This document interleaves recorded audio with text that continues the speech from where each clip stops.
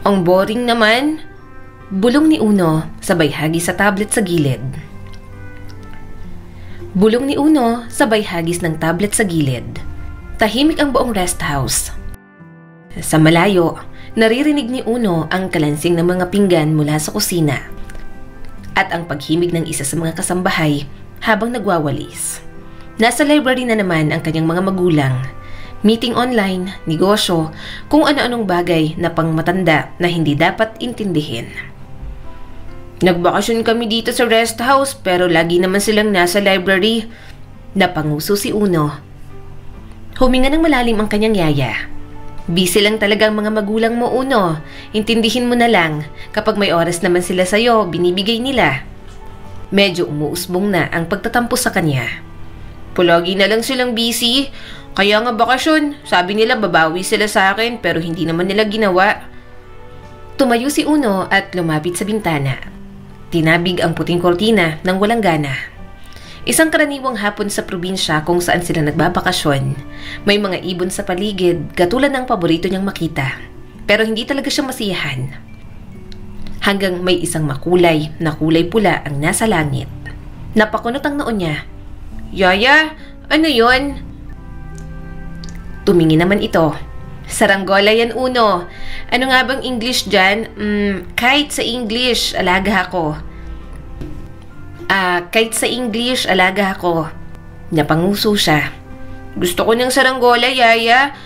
Paano palili pa rin yan? Parang mas magandang lipad kesa sa remote control ko na airplane toy. May nabibili niyan sa palengke. Meron din namang ginagawa para alam mo kung gaano kalaki at anong design ang gusto mo. Kaso, hindi naman ako marunong yan, Uno. Diyan ka na lang sa mga toys mo. Mamahalin naman ang mga yan at magaganda. May tablet ka pa. Sabi ng kanyang yaya, tila pinipilit siyang kalimutan ang simpleng bagay na nakikita niya sa kalangitan. Idinikit niya ang noo sa bintana. Sa likod ng rest house nila, may bakod. Pero dahil nasa second floor sila, nakikita niya ang malawak na lupain na pag-aari din ng pamilya nila. Pero hindi pa nalalagyan ng bakod. Isang pulang saranggola ang sumasayaw sa langit. At sa ilalim nun, tumatakbo ng nakapaa sa damuhan ang isang batang lalaki. Itinuro ni Uno ang batang nakita. Siya pa lang nagpapalipad ng saranggola, Yaya. Ang galing niyang magpalipad. Gusto ko rin malaki. Sa kanya tayo magpagawa, Yaya. Napakamot sa pisngi ang kanyang yaya. Pero ang dungis ng bata. Lalabas ka pa kapag nagpalipad. Dito ka na lang. Baka magalit ang mami at daddy mo. Bahagya na siyang nagdabog. Yaya, gusto ko nga yun. Busy naman sina mommy at daddy. Wala naman silang pakialam sa akin. Muli niyang tiningnan ng bata. Mukha itong ligaw. Hindi sa nakakatakot na paraan, kundi parang batang napabayaan lamang. Marumi ang damit, may punit, gasgas ang tuhod, pero tumatawa pa rin. Malakas, malinaw, at rinig na rinig yun ni Uno. Umiikot-ikot sa ere ang saranggola. Sumisigaw sa tuwa ang bata. Mas lalo siyang naiinggit dahil doon. Uno! Kaloka kang bata ka! Saan ka pupunta? Bulalas ng kanyang yaya.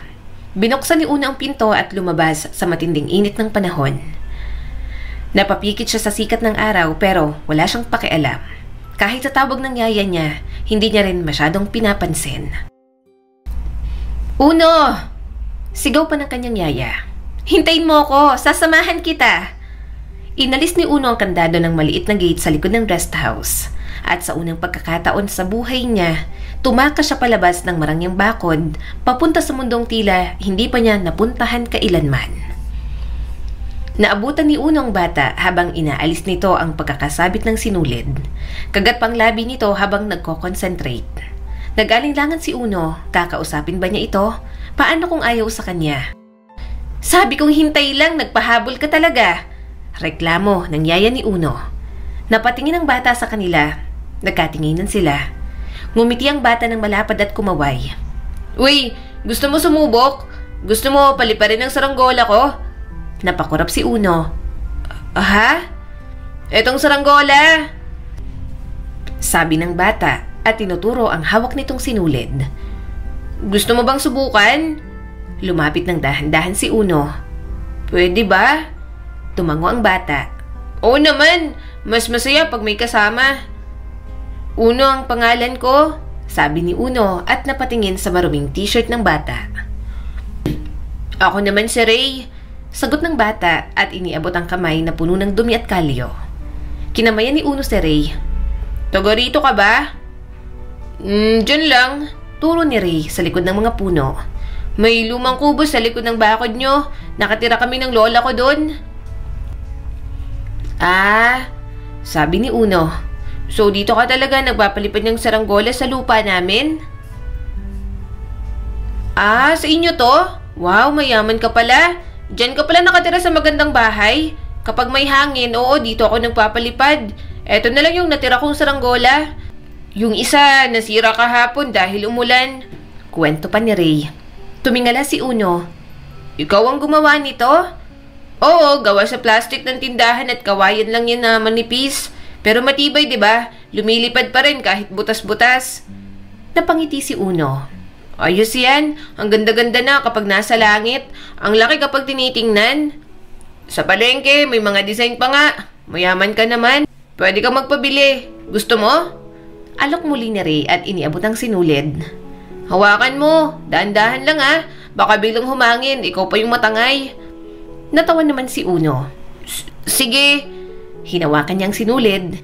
Hinila yun ng hangin at parang gusto siyang isama pataas.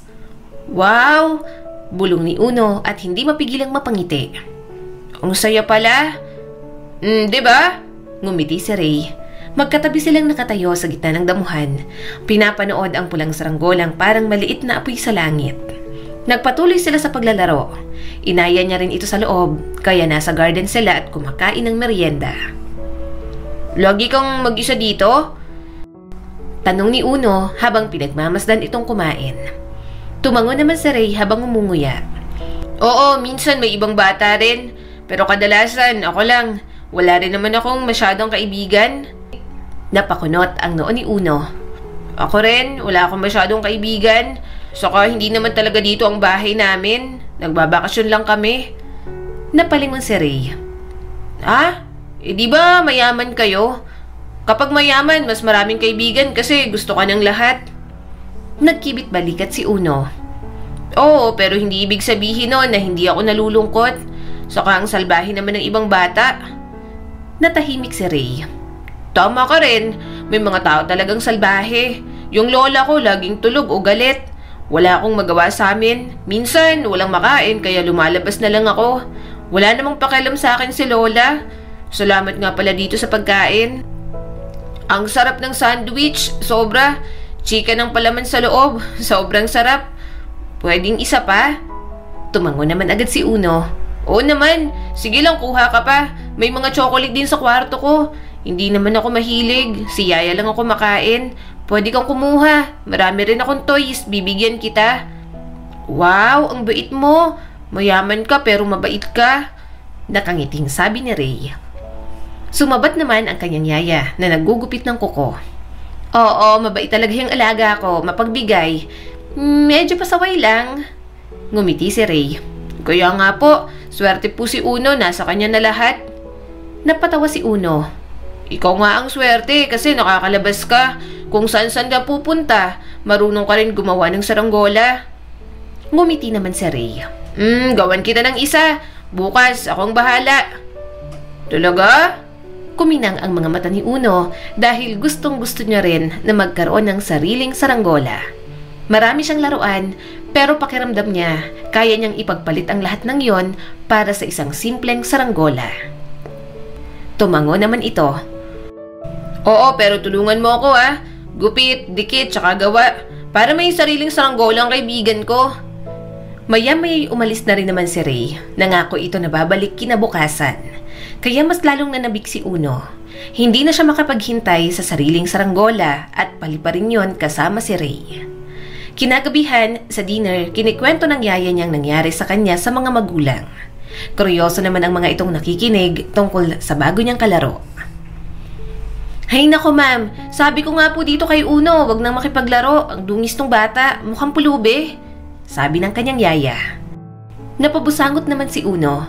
Hindi naman siya pulubi, yaya. May lola naman siya. Saka hindi naman siya mabaho. Amoy araw lang. Mabait kaya siya. Igagawa niya nga raw ako ng saranggola bukas. Saka ang dami po niyang kumain. Nakakatuwa. Marami rin po ako nakakain kapag kasama siya. Napabuntong hininga ang mami ni Uno. Yaya, hayaan mo na lang. Pakibantayan na lang ang anak namin kapag naglalaro. Sumang-ayon naman ang kanyang ama.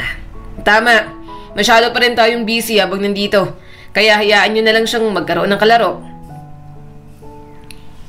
Kinabukasan, maaga pa lang ay gising na si Uno. Hindi na magkanda-ugaga ang yaya niya sa sobrang taas ng kanyang energy. Wait lang, maghintay ka. Bulalas ng yaya niya. Tingnan mo ang saranggola mo dyan. May design yon. Binalik kahapon ni Mang Edwin sa palengke. Wow, ang ganda. Tumatalon-talon si Uno. Pero gagawa pa rin kami ni Ray kasi mas malaki ang gagawin namin. Kakaibang sigla ang gumising sa kanya. Hindi alarm clock, hindi utos ng yaya, kundi ang ideya na may naghihintay sa kanya sa lupain nila. Isang bagong kaibigan at isang saranggola para sa kanya. Ray, bulong niya habang pinipili ang mga dadalhin. Isang maliit na backpack na may cookies, juice, gunting, plastic at ilang sticks na hiningi niya sa hardinero. 2 tsinelas din para ibigay kay Ray ang isa. Ang yaya niya ang nagdala nun. Nasa lupain na si Ray gaya ng sinabi nito. Nakaupo ito sa lilim ng punong mangga. Hawak ang pulang saranggola at pinapantay ang sinulid. Uy! Sigaw ni Ray nang makita si Uno. Magandang umaga, Uno! Tumakbo agad si Uno. Siyempre, sabi mo gagawa tayo ng saranggola, di ba? Bit-bit mo lahat yan. Tumawa si Ray, sabay tingin sa bag. Ayos, may pagkain. Oo, marami, tapos mamaya kakain tayo sa bahay.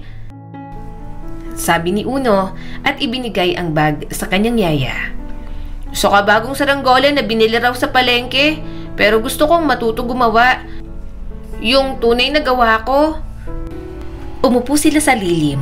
Pinagmasdan ni Uno ang mga kamay ni Ray na sanay at mabilis gumalaw. Pinakita nito kung paanong ang plastic ay pwedeng tupiin ng maayos at gupitin.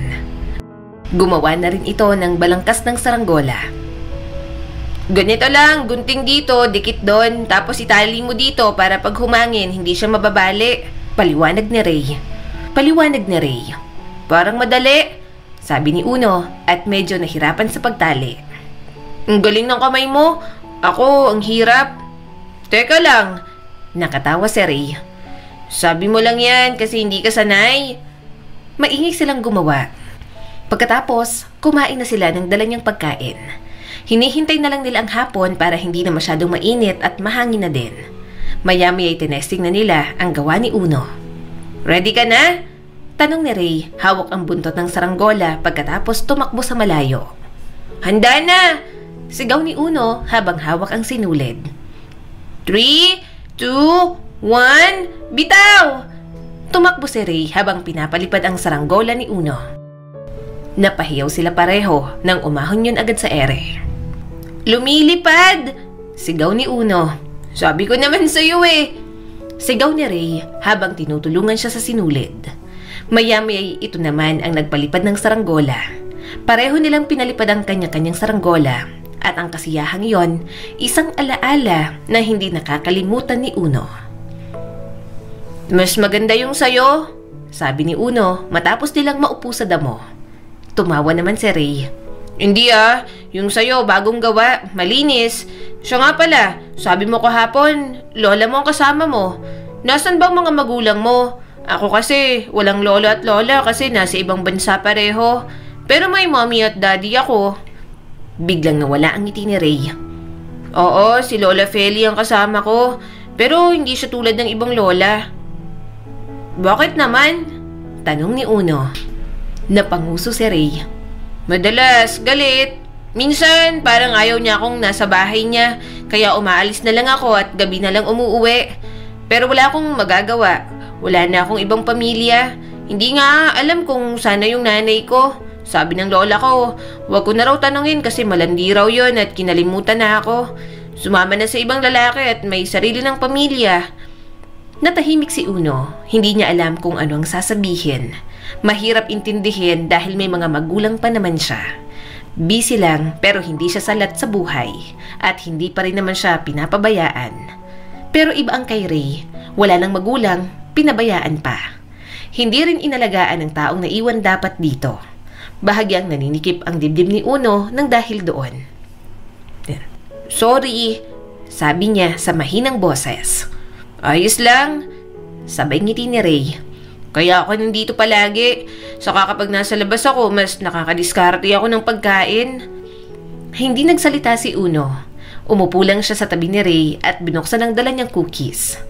Nag-bake ang mami niya kagabi, kaya nagsabi siyang magbabaon at bibigyan ng marami si Ray. "Gusto mo?" Alok ni Uno. Napangiti naman agad ito. "Salamat, ang sarap ng mga pagkain sa inyo." Sa mga lumipas na araw, mas lalo silang naging malapit sa isa't isa. Sinasama niya ito sa loob, pero hanggang garden lang. Gusto niyang ipakita ang iba niyang laruan at kwarto, kaya naman inaya niya ito sa loob ng rest house. "Sigurado ka dito?" Tanong ni Ray at ayaw pumasok sa pintuan ng rest house. "Nakakahiya, Uno, ang dungis ko." "Bakit hindi?" Sagot ni Uno habang nakangiti. "Kaibigan kita, di ba? Gusto kong makita mo kung saan ako nakatira. Saka classmates ko nga sa Manila, pumapasok sila sa house namin." "Ikaw pa kaya na kaibigan ko talaga? Sige na, pumasok ka na. Para may aircon din. Palagi na lang tayong sa labas." Napatingala si Ray sa rest house na may ikalawang palapag. Maaliwala sa loob ng bahay. Pero ang laki nun, malayo pa sa laki ng penthouse nila sa Manila.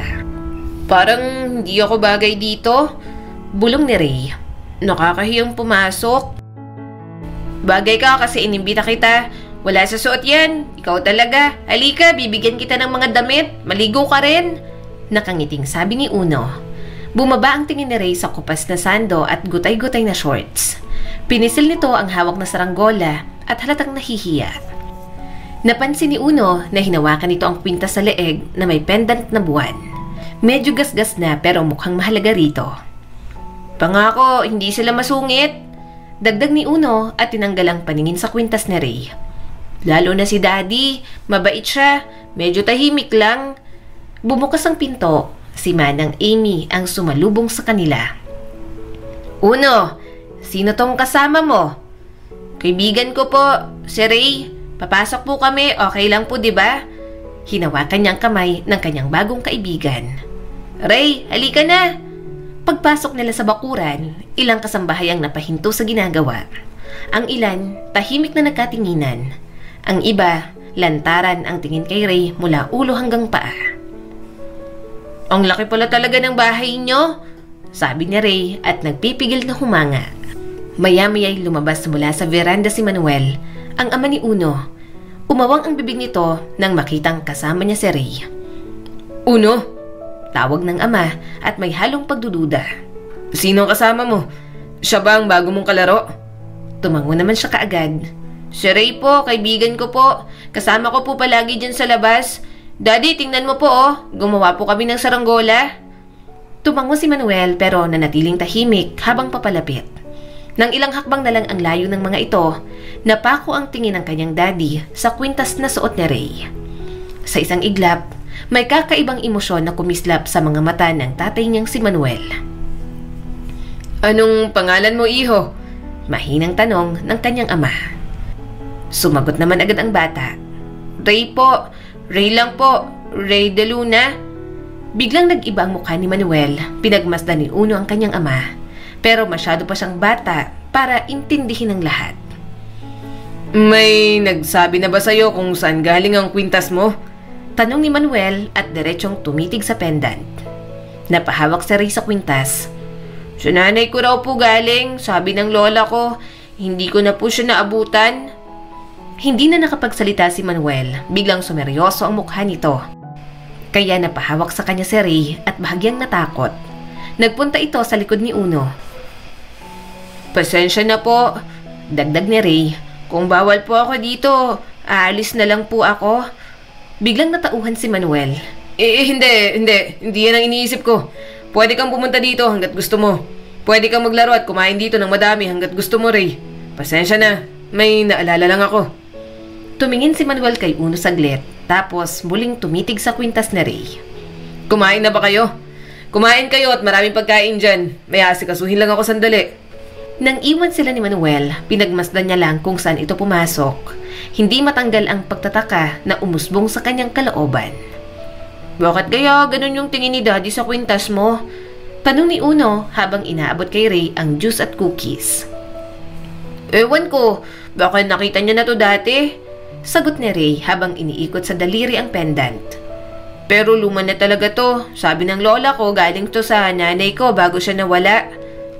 May pangalan ba sa likod? Tanong ni Uno. Tiningnan ni Ray ang likod ng pendant. Wala, gasgas na. Pero dati raw may nakaukit na pangalan. Hindi ko to winawala kasi ito na lang ang alaala ni nanay na meron ako. Hindi ko naman siya kilala. Natahimik si Uno sa paraan kung paano yun sabihin ni Ray. Hindi ito puno ng galit, kundi tanging pananabik lang. Kasi kung si Uno ang iniwan ng sariling ina, hindi niya maipapangakong hindi siya magagalit. Nang makalipas ang ilang oras, napagpasyahan na ni Ray na umuwi. Inihatid ni Uno hanggang gate ang kanyang kaibigan. Pinabaunan niya rin ng maraming pagkain para hindi ito magutom pag uwi ng bahay. Sobrang presko din ang itsura dahil sa damit na ibinigay niya at mga bagong tsinelas. Bukas ulit? Tanong ni Ray. Tumawa naman si Uno. Oo, sa bukid ulit. Gagawa tayo ng mas malaki. Sana malakas ang hangin bukas. Ngumiti naman si Ray. Salamat Ang sarap ng mga pagkain sa inyo at ang ganda ng mga laruan mo. Salamat sa pagpapapasok sa akin sa bahay ninyo. Pagbalik ni Uno sa bahay, dumaan siya sa hallway papunta sa kusina. Pero habang papalapit, narinig niya ang mahina at marahas na tinig mula sa silid ni Manuel. Hindi ako nagkakamali. Bulong ni Manuel, galit pero takot habang may kausap sa cellphone. Parehong kwintas, may pagkakahawig din. Tumigil si Uno, dumikit siya sa pader at palihim na nakikinig. Hindi mo naiintindihan, Leo. Nakita ko na, nakasuot sa batang lalaki. Bata pa siya pero may mata ng nanay niya. At yung kwintas galing sa kanya. Galing kay Lena. Kumunot ang noo ni Uno. Hindi pamilyar ang pangalan na Lena sa kanya. Huminga ng malalim si Manuel. Sige, gagawin ko ang kailangan. Pero wag mong ipapaalam kay Celeste. Hindi pa siya handa sa ganito. Lumayo na si Uno sa pinto at dahan-dahang umakyat ng hagdan pabalik sa kanyang silid. Sa dibdib niya parang may mabigat pero hindi niya alam kung para saan yon. Kaya hindi niya na lang masyadong iniisip. Pero ang pagdating ni Ray sa kanilang mga buhay, hindi man inaasahan ni Uno, masisiyahan pa rin siya dahil sa pagiging pangmatagalan. Uno! Tawag ni Manuel habang nag-aalmusal. May gusto akong sabihin sa'yo. Napatingin siya sa kanyang mommy at daddy. Nakangiti ang kanyang ama pero ang mami ni Uno seryoso lamang. Umangat ang ulo ni Uno mula sa mangkok ng cereal. Ano po yun, Daddy? Nasa dulo ng mesa si Manuel, nakaayos na parang may pupuntahang meeting. Pero ibang tono ng boses nito ngayon, malumanay at parang halos nag-aalala. Tungkol kay Ray, saad ng kanyang daddy. Napangiti agad si Uno. Ano po kay Ray? Napansin ko na madalas na kayo magkasama. At mukhang masaya ka sa tuwing nandyan siya. Tumango si Uno at abot tenga ang ngiti. Best friend ko po siya. Sobrang bait. Marunong gumawa po ng saranggola at marami siyang kwento. Alam ko, sagot ni Manuel at humigop ng kape. At dahil dyan, may napagdesisyonan ako. Gusto ko sana siyang tulungan. Gusto ko siyang ampunin. Kinausap ko ng lola niya at pumayag naman. Napabuntong hininga ang ina niyang si Celeste. Samantala, nabitiwan ni Uno ang kutsara at napatayo sa upuan. Ampunin? Halos bulong niyang tanong. Tumango si Manuel. Gusto kong makasama siya rito ng legal, tulad ng tunay na anak. Ikaw, anong masasabi mo? Gusto mo ba siyang maging kapatid? Mabilis ang sagot ni Uno. Oo naman po, gusto ko po yun. Wala po akong kapatid at palagi po kaming magkabati. Kaya gusto ko po siyang maging kapatid ko. Ngumiti ang ama niya pero may bakas ng lungkot sa mga mata nito. Hindi magiging madali. May proseso pero sisiguraduhin ko na mapupunta siya sa atin. At kasabay mong lalaki. Mas lalong nasiyahan ang puso ni Uno. Wala pa siyang naiintindihan sa mga legal na proseso. Isa lang ang bagay na alam niyang labis na ikinatutuwa. Yon ay ang maging kapatid si Ray. Kinahaponan, dumating si Ray, suot ang bago nitong tsinelas at dala ang bagong gawa nilang saranggola. Sa bungad pa lang ng bahay, sinalubong siya agad ni Uno. "May balita ako," bulalas ni Uno. "Ano naman?" tanong ni Ray at hinihingal pa. "Gusto ni Daddy na dito ka na tumira. Aampunin ka na raw nila at magiging kapatid na kita." Nanlaki ang mga mata ni Ray. "Ha? As in, dito sa bahay namin matutulog ka sa kwarto ko, kakain tayo ng sabay, tapos magiging magkapatid na tayo. Pupunta tayo sa Manila kasi doon talagang bahay namin. Tapos bibigyan ka ni Daddy ng sariling kwarto din at papasok ka rin sa school." Namuo ang mga luha ni Ray. "Totoo ba yan?" Tumango si Uno. "Oo, gusto ka niyang ampunin." Napahawak si Ray sa kwintas nito. "Pero paano si Lola?" "Si Daddy na raw bahala sa kanya at pumayag ng lola mo. Gagawin nila sa legal na paraan. Kasi hindi ka rin naman kayang alagaan ng lola mo. Para hindi ka na magutom, dito ka na sa amin. Magkasama na tayo." Nakangiting sabi ni Uno. Tahimik si Ray pero nangilid ang luha sa mga mata. "Parang panaginip sa akin ng ganitong bahay dati. Tapos ngayon dito na ako titira. Tapos isasama niyo ako sa Maynila at ituturing na pamilya." Muling tumango si Uno at sa pagkakataong yon, inabot niya ang braso ng kaibigan. "Hindi ka na magugutom at hindi ka na magiging madungis. Dito ka na sa amin. Mamahalin kita na parang kapatid." Pagsapit ng gabi, pinatuloy na si Ray sa loob. Ipinakita ni Uno ang kanyang kwarto. Malaki, may 2 kama na at ang istante ng laruan. "Pili ka na ng gusto mong kama," alok ni Uno. "Akin lahat ng yan pero ngayon atin na. Mamimili raw tayo kapag nakauwi na sa Manila, sabi ni Daddy. Kaya hindi mo kailangan makishare sa akin." Sa hapunan, masayang-masaya si Uno kasama si Ray. Pero napapansin niya ang pananahimik ng kanyang ina. At hindi niya mapigilang obserbahan ito kahit na hindi niya masyadong naiintindihan. "Siya si Ray," paliwanag ni Manuel. "Kaibigan ni Uno. Dito na siya maninirahan. Aampunin na natin siya simula ngayon." Tumayo si Ray at nangingiti. "Magandang gabi po." Hindi ngumiti si Celeste. "Good evening. Kaibigan ka ng anak ko?" "Opo," sabi ni Uno. "At magiging kapatid ko na rin." Napatingin si Celeste kay Manuel habang mapungay ang mata. "Napagdesisyonan mo na ba yan? Talagang aampunin natin siya?" Nawala ang ngiti ni Manuel at huminga ng malalim. "Kailangan siya ni Uno at mukhang kailangan din tayo ng bata. Tayo na lang ang magbigay ng tahanan sa kanya." Pilit na ngumiti si Celeste. "Kung ano makakabuti sa anak ko. Kaya lang ako pumayag dito dahil nakikita kong masaya si Uno." Pero hindi maikakaila. Ang titig ng mami niya kay Ray ay malamig. Hindi naman galit pero parang magyayelo na sa sobrang lamig. Sa mga sumunod na araw, naging tahimik si Ray. "Okay ka lang?" tanong ni Uno. "Oo," maikling sagot ni Ray. "Sanay lang kasi ako sa ingay ni Lola. Dito parang masyadong tahimik. Pero masaya naman ako kasi magiging pamilya ko na kayo." Simula ng araw na yon, tuluyan niya nang naging kapatid sa papel si Ray. Nagagalak ang kanyang puso para roon dahil pangarap niya talagang magkaroon ng kapatid. Gusto niyang palaging may kasama dahil palaging busy ang mga magulang niya. At ngayon, hindi na siya gaanong nalulungkot. Ilang buwan ang lumipas, bumalik na nga sila sa Maynila. At sa pagkakataong yon, kasama na nila si Ray. Dahil parte na ng pamilya, marami itong mga bagay na kailangang matutunan. Paano ulit to?" Bulong ni Ray, hawak ang kubyertos. Yumuko si Uno mula sa katabing upuan habang nakangiti. "Yung tinidor sa kaliwa, kutsara sa kanan. Pero depende, baka kaliwete ka kaya baliktad. Huwag mong hawakan ng ganyan. Bakit ba kasi masanay kang magkamay?" Natawa si Ray at medyo kabado. "Sorry, sa amin kasi kamay lang. Ang kutsara, sandok lang namin. Wala nang ganito. Hindi na kailangan na may tinidor pa." "Ayos lang yan," sagot ni Uno at masiglang tinutulungan ito.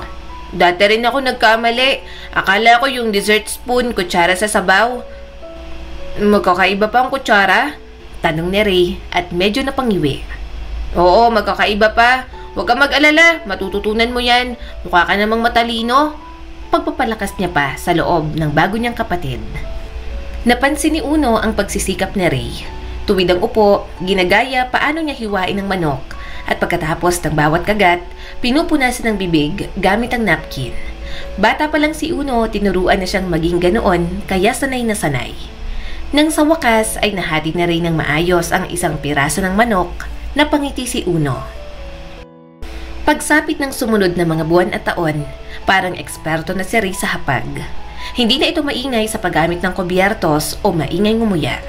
At hindi na rin nabubuhusan ng tubig ang mesa. Kayang-kaya na agad nitong makibagay sa kanila. Ganoon din sa eskwela. Unang beses ni Ray sa isang pribadong paaralan. Suot nito ang bagong uniforme katulad ng kay Uno at tinutulungan din ng mga kasambahay. Basta kung anong mayroon siya, mayroon din si Ray.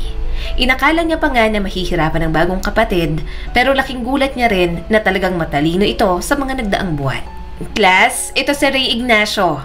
Nakangiting sabi ng guro. Baguhan siya pero mataas na agad ang scores sa reading at math. Siya ang ating top 1 ngayon sa klase. Nakangiti si Uno habang nakasilip sa classroom kung nasaan si Ray. Kapatid ko yan. Salamat po. Mahinang sabi nito. Very good, Ray. Ani Ma'am Season. Wala ka ng scratch paper pero tama pa rin ang sagot. Nang makalabas ito, inakbayan niya agad si Ray. Masaya silang nagkwentuhan. Hindi naman sila magkaklase dahil mas ahead si Uno. Parang siya rin ang tumatayong kuya at matalik na kaibigan ni Ray. At bilang kuya, proud na proud siya rito. Ang galing mo naman pala sa numbers. Bulong ni Uno nang makasakay sila sa sasakyan na sundo nila. Talo mo ako dun na. Sanay lang ako mag-compute sa isip. Galing yun sa palengke, pabilisan magbilang. Napangiti si Ray sa kanya. Sabi ng lola ko dati, pag mabagal, wala akong sukli. Tapos maluloko kapag hindi marunong sa pera. Lalong humanga si Uno araw-araw. Madaling nakikisalamuha si Ray sa mga kaklase. Kilala ang pangalan ng mga guard at kahit mga tagaluto sa bahay, tinutulungan itong magbuhat ng mga pinamili. Kinagiliwan ng lahat si Ray, maliban sa kanyang ina na malamig pa rin ang pakikitungo. Lumipas pa ang mga taon, high school student na sila. Isang hapon, napadaan siya sa opisina ng head teacher. Narinig ni Uno si Ma'am Season na kausap ang isang guro. Yung bagong student ko, Ray Ignacio, napakatalino at mabait. Baka siya nang maging valedictorian dito sa high school sa batch nila kung magpapatuloy siya. Ang galing! Papuri nito. Natigilan si Uno sa paglalakad.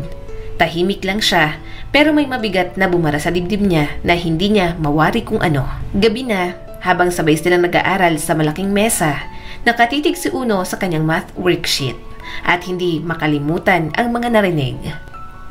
Ang hirap nito, reklamo ni Uno. Sumilip si Ray sa ginagawa niya. Tingnan mo lang yung pattern. Ganito, hindi ko kailangan ng tulong. Sabad ni Uno at medyo may tabang sa boses. Ano bang alam mo dito? Mas ahead ako ng isang taon sa'yo. Masyado ko na namang nagmamarunong. Napakurap si Ray. Nagulat sa reaksyong ipinakita niya. Okay. Natahimik ito at hindi na nagsalita pa. Gayunpaman, ramdam niyang tinititigan siya ni Ray. Para bang gusto siya nitong kausapin pero hindi alam kung papaano. Tumingin si Uno sa kanyang papel at bahagyang nakonsensya.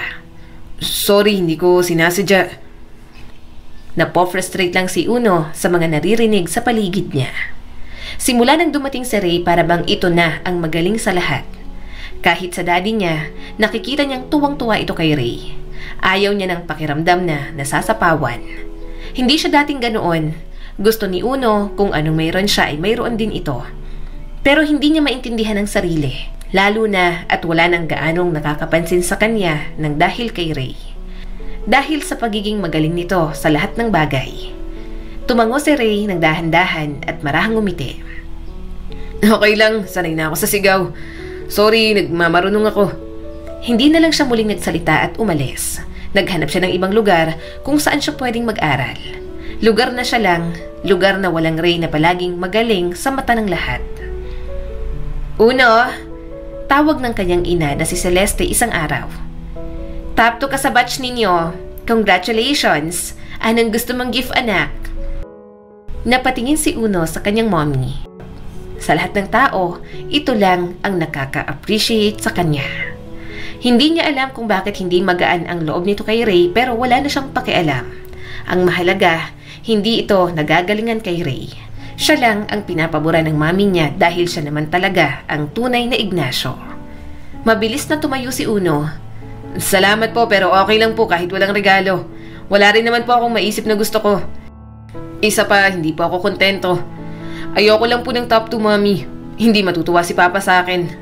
Lalo na top 1 si Ray sa batch nila ngayon. Kahit hindi naman silang graduating this year, siya pa rin ang inaabangan ng mga teacher." "Bakit mo naman kinukumpara ang sarili mo sa kanya? Don't worry, anak. Mas magaling ka," sabi ni Celeste at bahagya siyang niyakap. "Huwag kang mabother sa ampun na yon. Una pa lang ayoko na sa kanya. Hindi ko rin maintindihan kung bakit gustong-gusto mo siya noon. Pero ngayon, ano pa bang magagawa natin? Nandiyan na siya. Paborito pa ng daddy mo." Dumiin ang hawak ni Uno sa kanyang ballpen. Gusto niyang isipin na kasalanan niya rin naman talaga. Kung hindi niya nakilala si Ray, hindi niya mararamdaman yon. Masaya naman si Uno noon kasama si Ray. Willing siyang makihati sa lahat ng mayroon siya. Mapagbigay siya at kayang-kaya niyang ibigay lahat ng kaya niyang ibigay. Gayunpaman, habang tumatagal, para bang naiitsipwera si Uno sa sariling mundo. Hindi na siya mapansin. Kinuha na lahat ni Ray ang atensyon. "Hindi naman po ako galit kay Ray. Sa puso ko, mahal ko pa rin po siya bilang kaibigan at kapatid. Pero hindi ko lang gusto na parang nasa kanya lahat ng atensyon. Na para bang hindi po ako ang dahilan kung bakit siya nasa posisyong ito ngayon." Sagot ni Uno dahil yun naman talaga ang tunay niyang saloobin. Nahihirapan siyang lunukin ang mga papuring hindi naman para sa kanya. Higit pa roon, mas pinapaboran ito ng kanyang daddy. Para bang nakalimutan ng anak siya na siya naman talaga ang legal at totoong anak. Magaling man si Ray, hangad niyang sana ay hindi siya nito iniwan. Pero kung sino pa ang sarili niyang ama, hindi mapansin ang lahat ng effort na ginagawa niya. At kahit sa mga taong nasa paligid nila, palagi na lang si Ray ang bida at magaling. Kasi nga, baka si Ray nang gawing tagapagmana. Di mo ba narinig si Sir kagabi? Tanong ng isang kasambahay nila. Saway ng kanyang yaya noong bata. Tumahimik ka.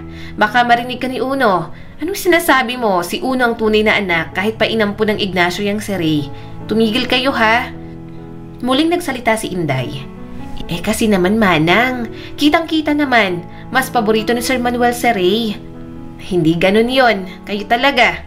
Saway ng daddy niyang yaya. Natigilan si Uno nang marinig yon. Hindi niya na magawang pumasok sa kusina. Lumakad siyang palayo ng walang imik pero sobrang bigat ng kalooban niya dahil sa mga narinig. Kinahapunan, nakita niyang magkasama sina Manuel at Ray sa hardin.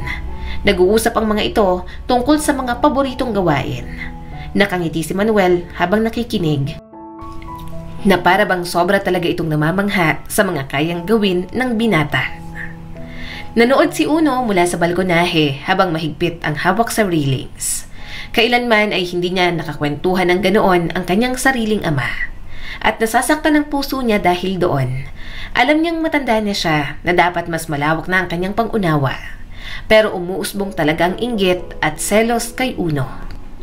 Hindi niya matanggap na sa halip na si Ray, parang siya ang napagkakaitan ng pagmamahal at atensyon ng kanyang sariling ama.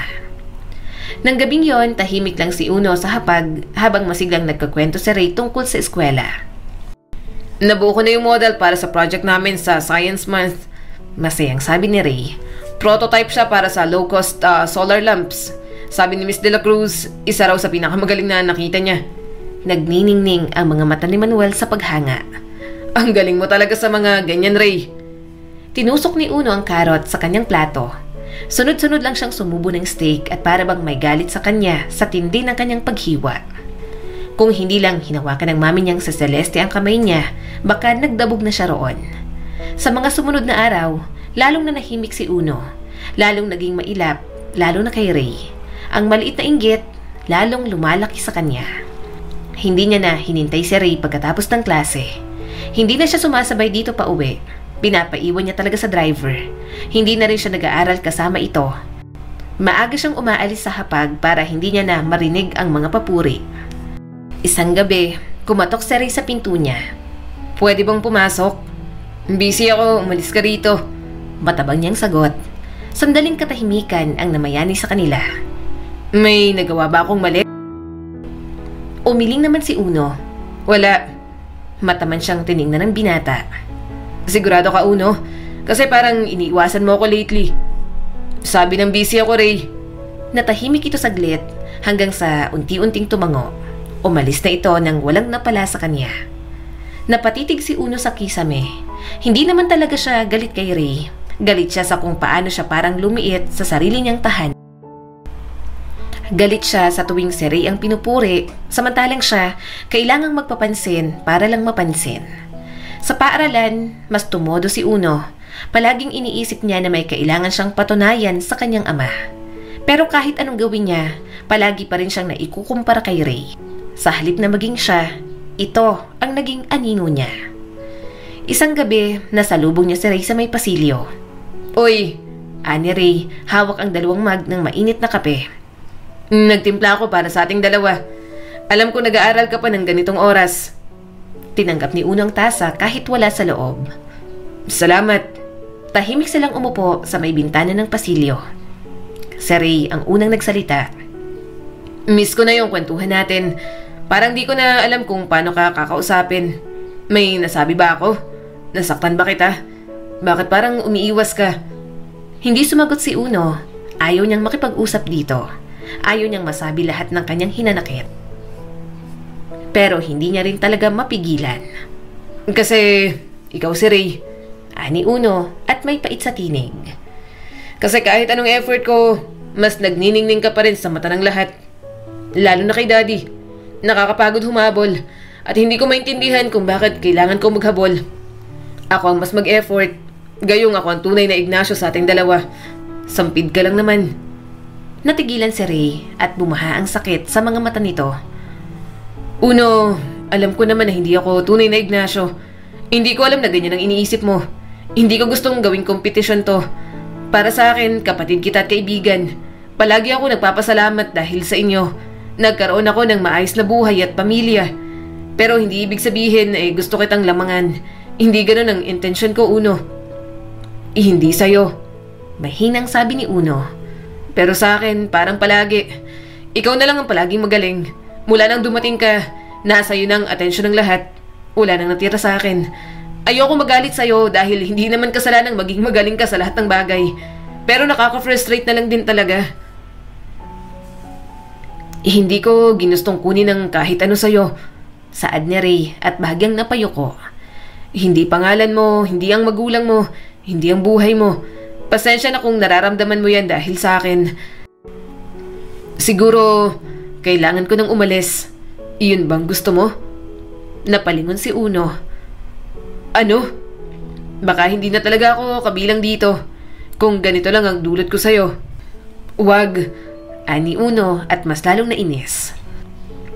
Kung aalis ka dahil sa akin, ako na naman ang magmumukhang masama. Naiinis ako sa'yo pero parte ka na ng pamilya. Tumitig si Ray sa kanya. Parang batang hindi alam ang gagawin. Pareho na silang lumaki, nag-mature ang mukha, pero parang sila pa rin ang mga batang naging sandalan ang isa't isa noon. Umiwas ng tingin si Uno. Ayokong umalis ka. Gusto ko lang matigil na tong pakiramdam na parang wala akong halaga. Napabuntong hininga ito. Ayusin natin. Di ko alam kung paano pero gagawin natin. Huwag mo sana akong itulak palayo. Kasi wala naman akong intensyon na gawin sa'yo ang kahit na ano. Ikaw ang dahilan kung bakit ako nandito. Kaya sa lahat ng tao, mas malaki ang utang na loob ko sa'yo, Uno. Hindi kumibo si Uno. Naghahalo ang konsensya at paghinga ng kaunting ginhawa. Gusto niya rin naman talagang ayusin, ibalik sa dati ang pagsasama nila noon. Pero kahit pagkatapos ng gabing yon, hindi na bumalik sa dati ang lahat. Nag-uusap pa rin sila pero may pagitan. Magalang, maingat, pero walang lambing at wala nang masyadong malapit na kumustahan. Wala na yung mga gabing puro kalokohan at gumagawa lang sila ng saranggola noon. 2 batang magkasama sila sa iisang bahay noon, pero magkaibang landas, magkatabi pero parang hindi nagtatagpo. Lalo pang nagsikap si Uno. Pero kahit anong grado, kahit anong papuri, kahit anong pagsusumikap, hindi natanggal ang lungkot sa dibdib niya. Miss niya na yung batang may pulang saranggola. Miss niya na ang kaibigan niya. Miss niya na ang kapayapaan at damdaming walang inggit at selos. At ngayon, puro bitak na lang ang nakikita niya sa lahat ng dati buo. Hanggang sa naging college student na sila, ganoon pa rin ang ugnayan nilang dalawa ni Uno. At sa lahat ng nangyayari sa kanyang buhay, may isang taong darating sa landas niya. "Hi, may nakaupo ba dito?" Tanong ng isang malumanay na tinig. Napatingin si Uno. Mas matangkad siya sa dalaga, kulot ang buhok at may hawak na pencil case na puno ng makukulay na panulat. May matamis itong ngiti, klase ng ngiting mapapahinto ang kahit na sino. Simple pero malakas ang dating. "Wala," sagot ni Uno at inalis ang kanyang bag. "Sige, upo ka." "Ako si Isabel, pakilala nito. Interior Designing, 2nd year." "Uno," tugon naman niya at bahagyang umawang ang bibig. "Business, 2nd year din."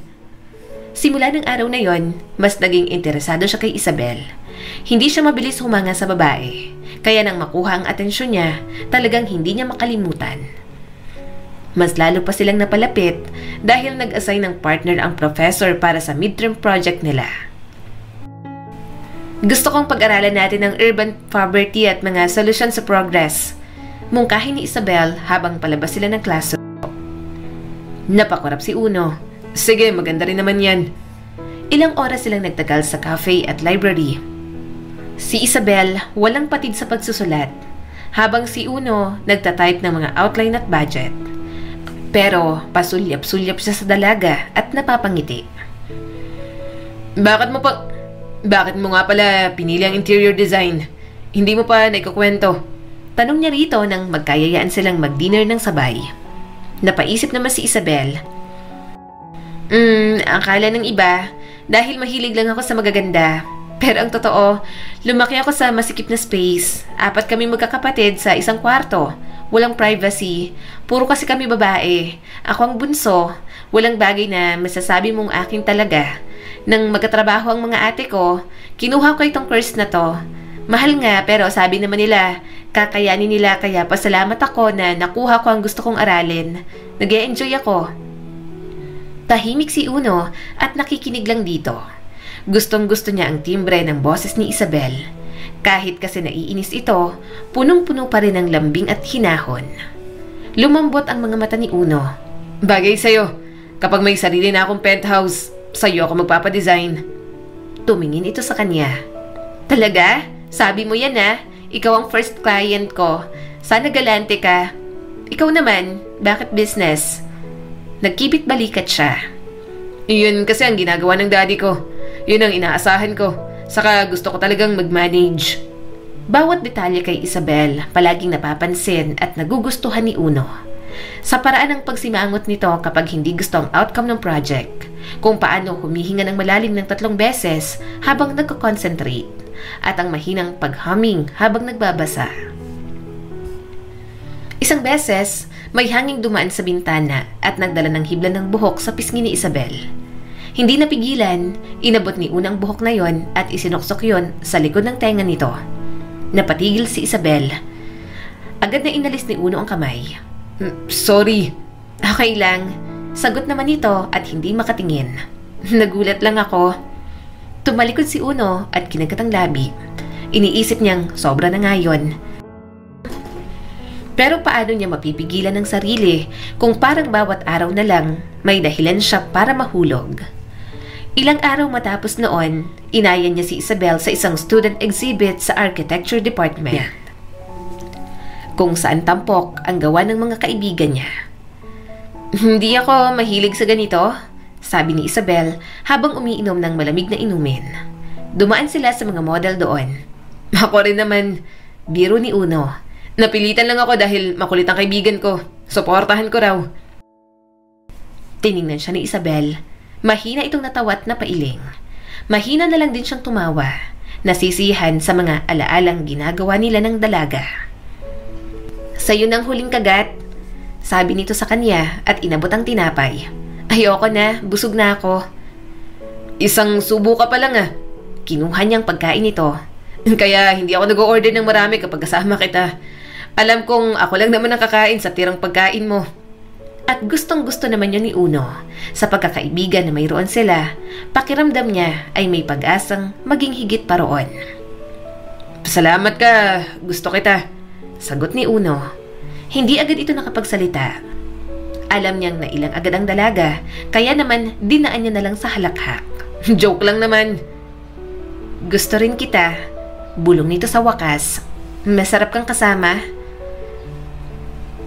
"Pero bilang kaibigan lang." Dugtong ni Uno dahil alam niyang ganoon naman talaga. "Hindi kasi ganun kadali. May gusto akong iba, kahit may gustong iba ang gusto ko. Pero hindi ko maibigay sa yung feelings ko na inaasahan mo. Sorry." Tumango si Uno. "Oo, alam ko."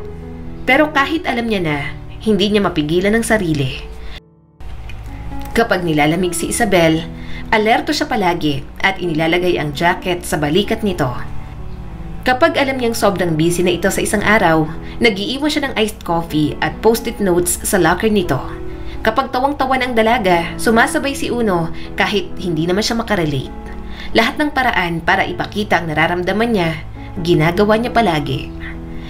Kahit hindi binibigyan ng pangalan, kahit kunwari hindi nakikita ni Isabel, okay pa rin kay Uno. Hinding-hindi siya magrereklamo. "Uno," sabi ni Isabel isang gabi, "ayokong masaktan ka. Nakikita kong umaasa ka sa akin." "Magsisinungaling ako kung sasabihin kong hindi mo ako sinasaktan," sagot niya agad. "Pero okay lang naman na ganito. Hindi mo naman ako pinilit. Hindi mo naman ako pinaasa. Ako lang ang nagkusang umasa. Alam kong ayaw mo sa akin, pero ito lang ang tangi kong magagawa. Hindi ko kayang itago ang nararamdaman ko." Umiwas ito ng tingin. "Pero pakiramdam ko, parang may hinihintay kang hindi ko kayang ibigay." Ngumiti si Uno, isang ngiting hindi umabot sa mga mata. "Okay lang, masaya ako nandyan ka." "Sigurado ka?" Tumango siya. "Wala akong inaasahang higit pa kung hanggang pagkakaibigan muna ang ibibigay mo sa akin. Gusto lang kitang makasama." Tiningnan siya ni Isabel at napabuntong hininga. Mananatili siyang nasa tabi nito dahil may mga pusong nagmamahal kahit walang kapalit. At ang puso ni Uno, matagal niya nang ibinigay sa dalaga. Habang tumatagal, mas naging malapit sila ni Isabel bilang magkaibigan. Sinisigurado ni Uno na magkasama sila sa mga free time nila. Inaaya niya rin ito sa mga vacation trip sa paraang alam niyang hindi ito makakatanggi. Basta palagi niyang pinapaalam ang presensya niya. Sinasanay si Isabel para hanap-hanapin siya kapag nawala. Hindi siya nagtangkang tanungin kung sino ang gusto nito. Wala naman siyang pakialam. Kaibigan ang turing kay Uno, pero umaasa pa rin talaga siya na mahulog ito sa kanya, na mabaling sa kanya ang pagtingin nito. Tahimik ang dalampasigan ng gabing yon. Nakabalik na sa mga silid ang iba pa nilang kasama matapos ang hapunan at inuman. Tanging sina Uno at Isabel na lang ang naiwan sa baybayin habang nakaupo sa bench. Tipsy lang siya pero medyo may tama na ang dalaga. Bubuhatin niya na lang sa silid nito kasamang ibang babae nilang kaibigan kapag nakatulog sa tabi niya. "Parang buhaghag na asin ng mga bituin," bulong ni Isabel habang inaantok ang tinig. Maikling tawang isinagot ni Uno. "Ang dami mo palang sinasabi kapag lasing." "Hayaan mong maramdaman ko ang sandaling to." Sabay hikab at pag-ikot sa tagiliran niya at para siyang unan na niyakap. Napalunok si Uno. "Uy, ayos ka lang? Ihahatid na kita sa cottage nyo." Ungol nito at papikit na. "Pagod lang. Gusto kong dito matulog. Pangpatulog ko ang tunog ng mga alon. Ayoko sa cottage. Baka nagsusuka ng mga lasing doon. Iyaw." Natawa na lang siya dahil lasing din naman ang kanyang kausap. Mukhang doon na matutulog ang dalaga at siya. Mukhang hanggang umagang nakaupo habang nasa mga bisig ang tulog na si Isabel. At kahit ganoon pa lang, payapa ang kanyang puso.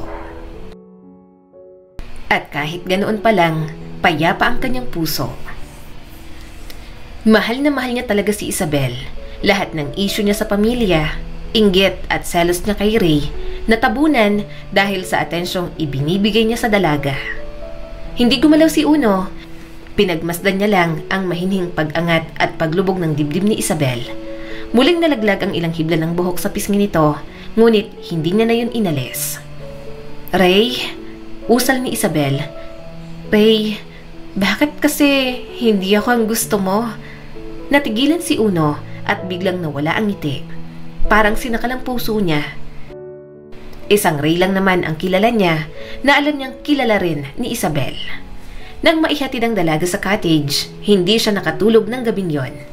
Iniisip niya pa rin na maaaring si Ray ang gusto ni Isabel. Kinabukasan, nadatnan niya si Isabel sa veranda. Huling nag-aalmusal habang abala ang mga kasama nila sa beach. Uy, late ka na rin pala for breakfast. Hindi natin naabutan ng buffet kanina. Umupo si Uno sa tapat nito. Kailangan nating mag-usap. Nagulat ito. Ha? Sige. Kagabi, simula ni Uno at marahang napalunok. Nakatulog ka at habang tulog ka, may nasabi ka. Nabahala ang itsura nito. Ha? Ano? Binanggit mo si Ray. Nalaki ang mga mata ni Isabel. Nasabi ko siya? Tumango si Uno. 2 beses. Napayuko ito. Hindi ko sinasadya. Lumabas lang. Bakit mo siya binanggit ng ganon? Siya ba ang gusto mo? Mahinang tanong niya na parang ayaw niya na ring malaman ng sagot. Matagal na katahimikan ang namagitan sa kanila. Sa wakas, bumuntong hininga si Isabel. Marahan itong tumingin sa kanya at napakagatlabi. Hinahangaan ko si Ray dati pa. Pag-amin nito. Noong first year pa lang, nakita ko yung exhibit niya at sobrang humanga ako. Gustong gusto ko talaga siya. Parang tinusok ng karayom ang dibdib ni Uno. So, nagustuhan mo siya? Marahan itong tumango. Sinabi ko sa kanya, pero sinabi niya agad na hindi niya nararamdaman yon. Hindi niya ako gusto at nilinaw niya yon. Pagkatapos nun, halos pabulong na sambit ni Uno. Tapos nagkakilala tayo at nung nalaman ko ang connection nyo, natuwa ako na nagkalapit tayo. Lumapit ako sa'yo dahil bukod sa kaklase kita, alam kong magkapatid kayo. Hindi kami magkapatid. Ampun lang siya. Mariing giit ni Uno. Sorry, napayuko si Isabel. Sa simula, oo, hindi ko sinadya. Nagka-interest lang ako kasi magkaklase nga tayo. Gusto kong malaman kung gaano kayo kalapit.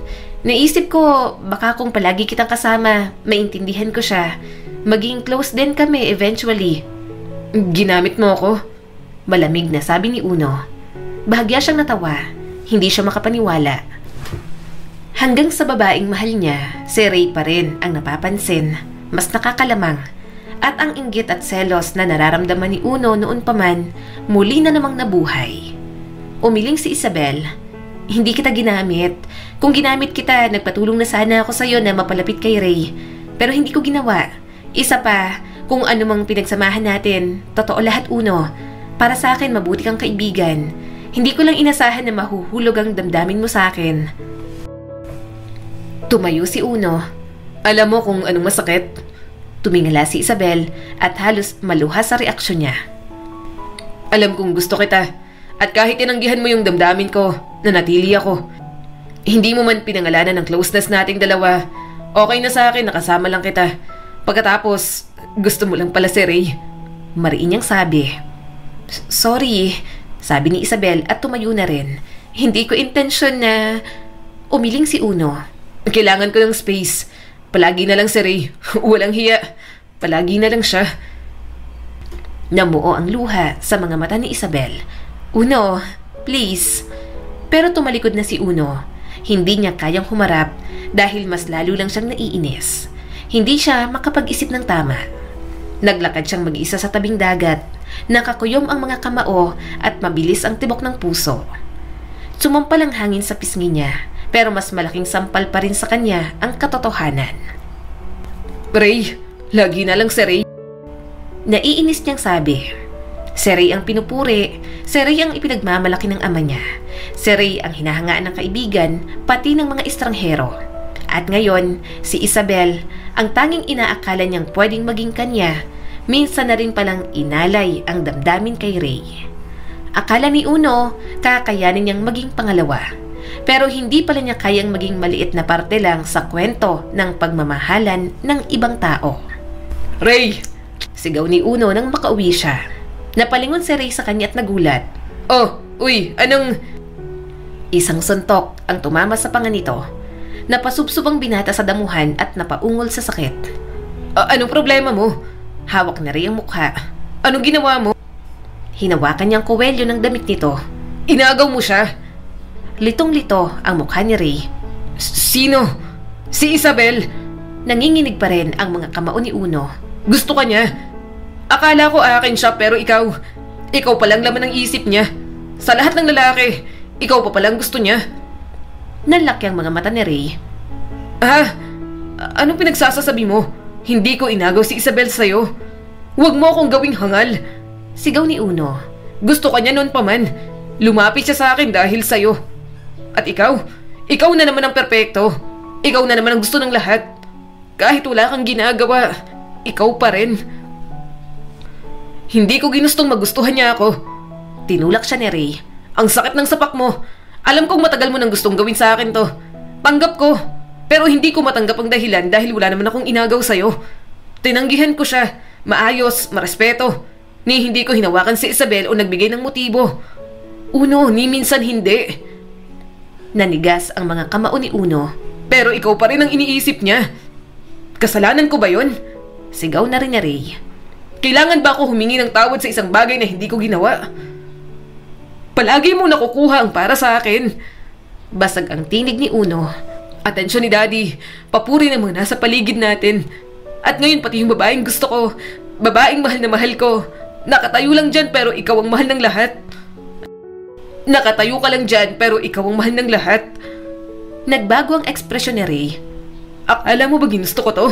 Hindi ko piniling maging karibal mo, Uno. Ang gusto ko lang, maging kapatid mo. Dahil kahit ampun lang ako ng pamilyang to, mahal kita at pinapahalagan ka ng sobra.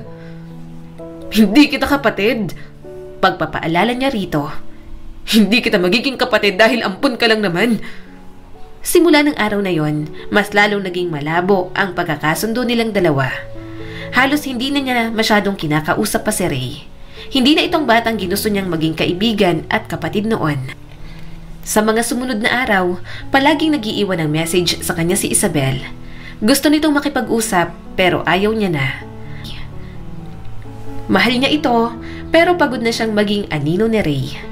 Isang hapon habang palabas si Uno mula sa library, nakita niya si Isabel. Naghihintay ito sa may hagdan. Kuminang ang mga mata nito nang makita siya. Uno! Sandali siyang natigilan, ngunit nagpatuloy siya sa paglalakad. Uno, please! Habol ni Isabel at nagmamadaling sumunod sa kanya. 5 minuto lang. Pakiusap. Wala akong sasabihin, sabi ni Uno at hindi man lang ito tiningnan. Di ako na lang ang magsasalita. Sagot ni Isabel. Makinig ka lang. Yun lang ang hinihingi ko. Huminto si Uno. Nakaigting ang panga at ang mga kamay ay nasa bulsa. Sige, 5 minutes. Bilisan mo. Nagsalita agad ang dalaga. Totoo yung sinabi ko sa'yo. Noon, humanga ako kay Ray. Nahila ako sa kanya kasi iba siya. Tahimik pero matatag. Hindi siya katulad ng ibang lalaki. Oo, sinubukan kong mapalapit sa kanya sa pamamagitan mo. Pero hindi na natuloy yun. Tahimik lang si Uno. Nakatingin lang siya sa isang bitak na semento. Hindi niya matingnan si Isabel ng ganoon. Pero dati yon, patuloy pa ng dalaga. Bago pa talaga kita nakilala, nakakatawa ka, mabait, marunong makinig, naaalala mo ang maliliit na bagay tungkol sa akin. Hindi ka lang kapatid ni Ray sa paningin ko. Huwag mo akong tawaging ganyan. Putol ni Uno. Hindi ko siya kapatid. Napalunok si Isabel. Okay, naiintindihan ko, nasasaktan ka. Pero huwag mong sabihin peke ang lahat ng meron tayo. Ang nabuong friendship nating dalawa, alam ko sa sarili ko na totoo at pinapahalagahan ko. Sa wakas, tumingin si Uno sa dalaga. Hindi peke, pero pakiramdam ko reserba lang ako. Ayoko rin ng ideya na si Ripa ang gusto mo. Hindi ko gustong maging anino niya. Hindi ko ginustong maging anino kanya. Hindi ko ginustong maging anino kanya. At pasensya na kung gano'n ang nararamdaman mo, sabi ni Isabel. Pero ikaw ang naging mahalaga sa akin, Uno. Nanatili ako dahil sa'yo, hindi dahil sa kanya. Umiling si Uno. Ayoko na rin naman. Ayoko na sa mga tao may connection pa kay Ray. Bumaha ang lungkot sa mga mata ni Isabel. Parang may gusto pa itong sabihin pero hindi na lang itinuloy. Kaya tinalikuran niya na lang at naglakad papalayo. Pasan ang bigat ng mga damdamin na ayaw niya ng pangalanan ulit. Nagpatuloy na lang sa buhay si Uno. Mas nag-focus na lang siya sa pag-aaral. Nakikita pa naman niya si Isabel pero hindi katulad noon. Hindi niya na ito pinapansin. Kahit na ito pa rin ang tinitibok ng kanyang puso, pinapakita niya na hindi na siya naaapektuhan dito. Nagdaan pa ang mga taon. Sa wakas, nakagraduate na rin si Uno. Gayon din naman si Ray, at kahit sa kumpanya, hindi pa rin maiwasang maipagkumpara silang dalawa. At sa lahat ng mga taong nagkukumpara sa kanila ni Ray, mawawalan si Uno ng isang taong kasangga. Parang nawala ang kulay sa mundo. Nasa unahan ng simbahan ang kabaong ng mami ni Uno, pero hindi niya na yun maaninag dahil sa nanlalabong mga mata. Walang tigil ang kanyang pagluha at parang nababad sa tubig ang lahat ng nasa loob niya. Mabigat, mabagal at parang nalulunod. Naupo siya sa unang upuan sa pagitan ng kanyang ama at ni Ray. Halos hindi niya na naririnig ang mga sinasabi ng pari. Ang mga bulong na dasal, ang pag-iingay ng mga sapatos, ang mahihinang hikbi ng mga malalayong kamag-anak. Wala ni isa ang tumimo sa kanya. Ang kanyang inang si Celeste ay wala na. Ang nanay niyang biglang tinamaan ng malubhang sakit, tuluyan ng namaalam. Wala na, kasama ng boses, ng pabango, ng mga matatalim ngunit papag-arugang sulyap. Palagi itong nandoon kahit tahimik. Pero ngayon, pati ang katahimikan ay iba na. Mas malamig na para kay Uno.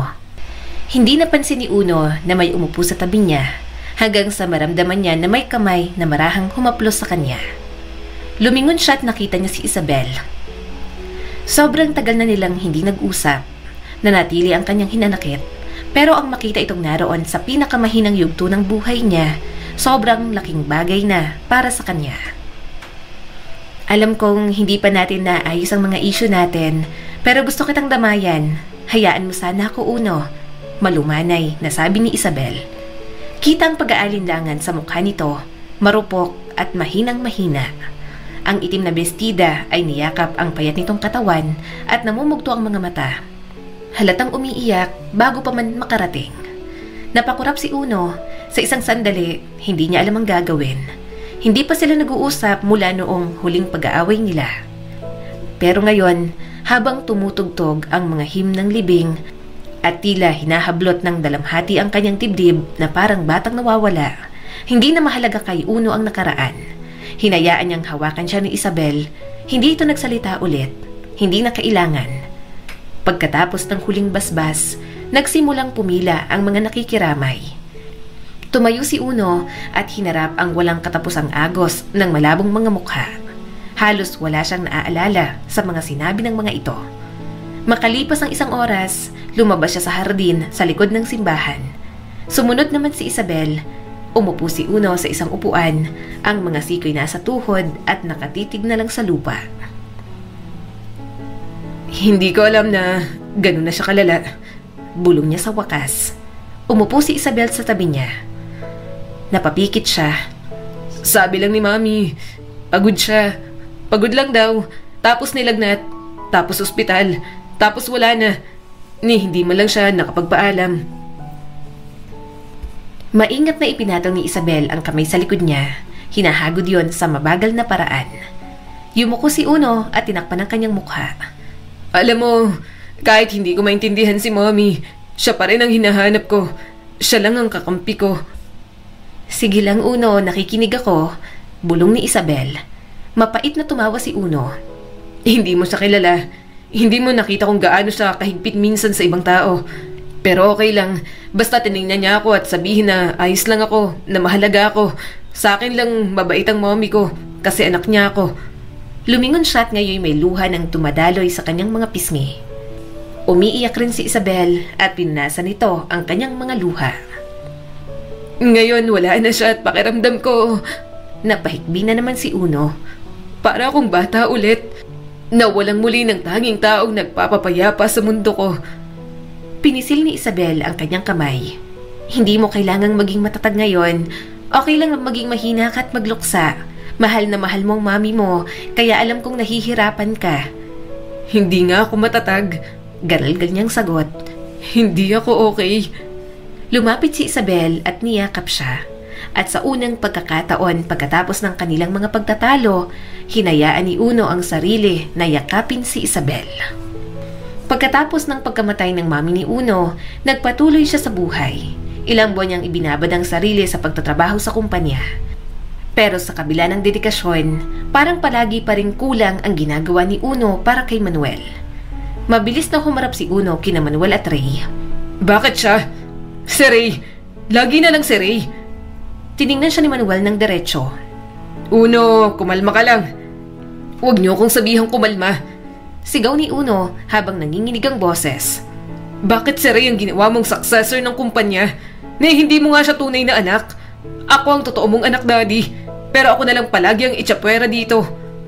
Sandali silang natahimik. Nakita niyang napapitlag si Ray sa mga salita pero hindi nagsalita. Hindi man lang tiningnan ni Uno ang batang pinatuloy niya lang noon pero inagaw na sa kanya ang lahat ngayon.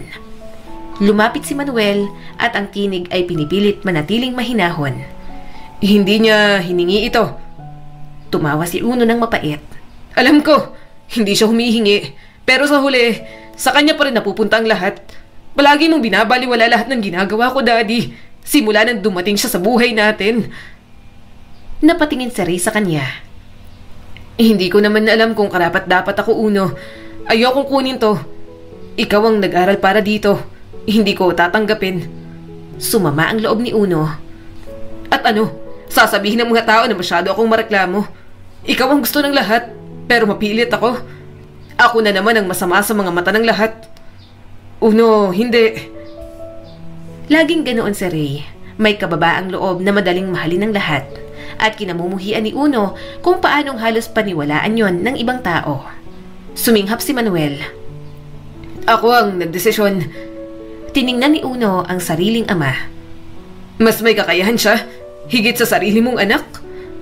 Hindi agad sumagot si Manuel. Kung mas magaling si Ray, tatanggapin niya yon. Gayunpaman, siya pa rin ang tunay na anak. Dapat na mas pinapaboran siya. Pero isang revelasyon ang magpapabago sa takbo ng mga buhay nila. Ano ko siya? Mahinang sabi ni Manuel.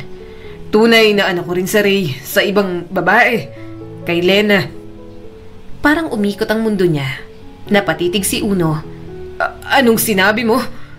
Humugot ng malalim na hininga si Manuel. Anak ko sa dugo si Ray, kaya may karapatan din siya sa lahat ng ito. Mabilis na lumingon si Ray kay Manuel. Ano? Napaatras si Uno. Pakiramdam niya biglang naging manipis ang sahig. Hindi siya makapaniwala. Sa tagal ng panahon, ngayon niya lang nalaman yon. At mukhang kahit si Ray, wala ring ideya. Hindi pwede yan. Inampun natin siya. Inampun mo siya. Pulalas ni Uno at parang ayaw pang tanggapin ang katotohanan. Dahan-dahang umupo si Manuel sa likod ng mesa at kita ang bigat ng mga taon sa balikat. May mga bagay akong hindi nasabi. Dapat sinabi ko noon pa. Pero hindi ko alam kung paano. Hindi makahinga si Uno. Hirap na siyang pakinggan ang katotohanan iyon. Alam kong malaking kasalanan sa mama mo. Pero nagkaroon ako ng maikling ugnayan sa isa sa mga kasambahay namin sa rest house noon. Lena ang pangalan niya. Bata pa ako noon, padalos-dalos at puro away na lang kami ng mami mo. Nagsimula kami sa arranged marriage ni Celeste, kaya wala kaming damdamin sa isa't isa nung una. Hanggang nabaling kay Lena ang atensyon ko at nabuntis ko sa Lena. Kumurap si Uno, pilit iniintindi ang bawat salita. Kumuyom ang kanyang mga kamao, niloko lang pala ang nanay niyang namayapa na. Umalis siya bago manganak. Hindi ko alam na may anak pala kami hanggang sa makita ko ang kwintas ni Ray. Ganon din ang suot ni Lena noon na ibinigay ko. Nang makita ko yun kay Ray, may kutob na ako. Mahinang sabi ni Manuel. Alam ni Celeste simula pa lang na anak ko si Ray. Tinanggap niya ang anak ko sa ibang babae. Pinatawad niya ako sa panloloko noon. Pero nanatili siyang malamig at ayaw niyang ilantad sa lahat na nagkaroon ako ng anak sa ibang babae. Kaya pinalabas na lang namin na inampo namin si Ray. Nanigas si Uno.